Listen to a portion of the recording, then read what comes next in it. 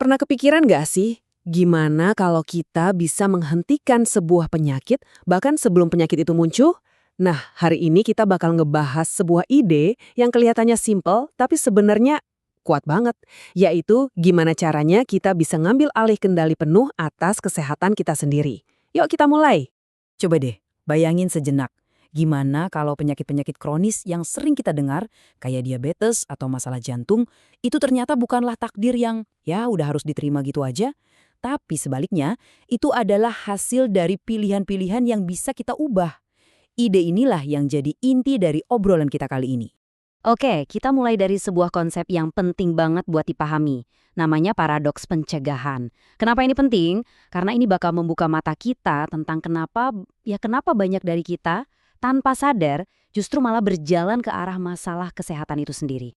Nah, ini dia paradoksnya. Kita tuh tahu kalau sebagian besar penyakit kronis sebenarnya bisa dicegah. Tapi anehnya, kita seringkali baru bergerak pas udah terlambat. Pas gejalanya udah muncul, atau pas dokter udah kasih peringatan keras. Aneh kan? Gini deh, bayangin kesehatan itu kayak sebuah benteng. Pencegahan itu artinya kita bangun benteng itu bata demi bata, setiap hari biar kokoh. Sementara pengobatan itu kayak upaya panik buat benerin benteng yang udah keburu runtuh. Nah, kira-kira mana yang lebih masuk akal? Pesan ini tuh dalam banget. Penyakit seringnya bukan datang dari satu kesalahan besar, tapi tumpukan dari ribuan pilihan-pilihan kecil yang kita anggap sepele setiap hari.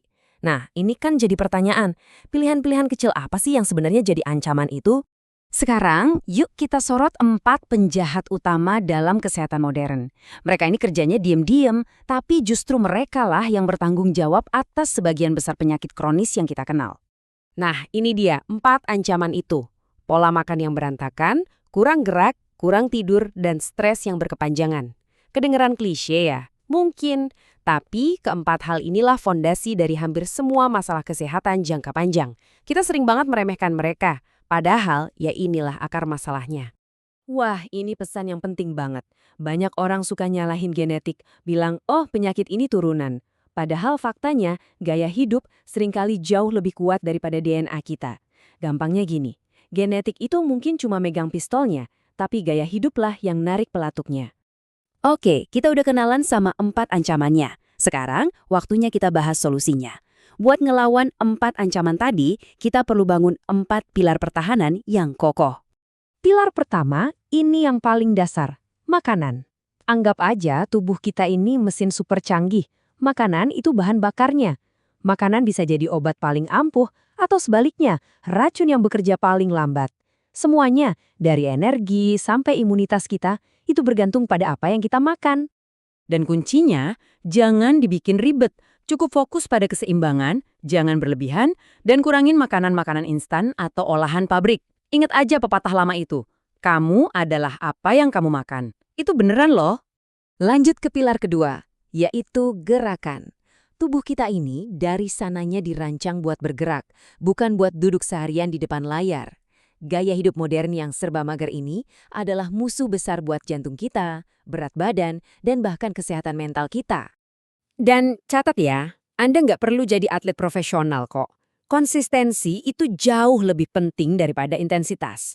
Jalan kaki rutin setiap hari aja udah ngasih manfaat yang luar biasa.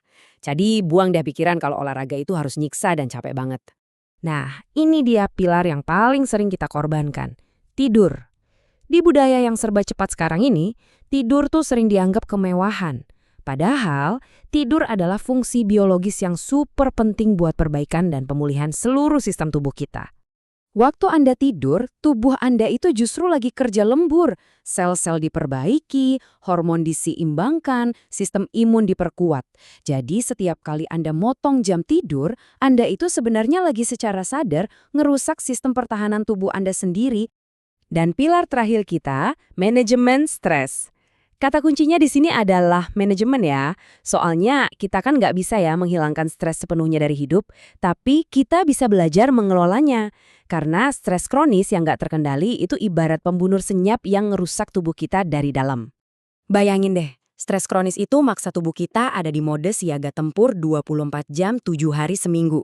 Jelas ini bakal menguras sistem imun dan ngacak-ngacak hormon.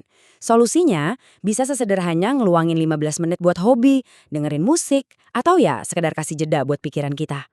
Oke, kita udah punya 4 pilarnya. Tapi pertanyaannya, mulainya dari mana? Nah, bagian terakhir ini adalah tentang gimana cara mengubah semua teori tadi jadi aksi nyata. Langkah-langkah kecil yang bisa Anda lakuin mulai hari ini juga. Coba perhatiin deh, ini semua bukan tentang perubahan drastis kan? Ini semua tentang kembali ke hal-hal dasar, membangun fondasi yang kokoh dengan kebiasaan-kebiasaan simpel yang sering banget kita lupain. Mulai aja dari sini. Dan mungkin ini adalah pesan paling penting dari semuanya.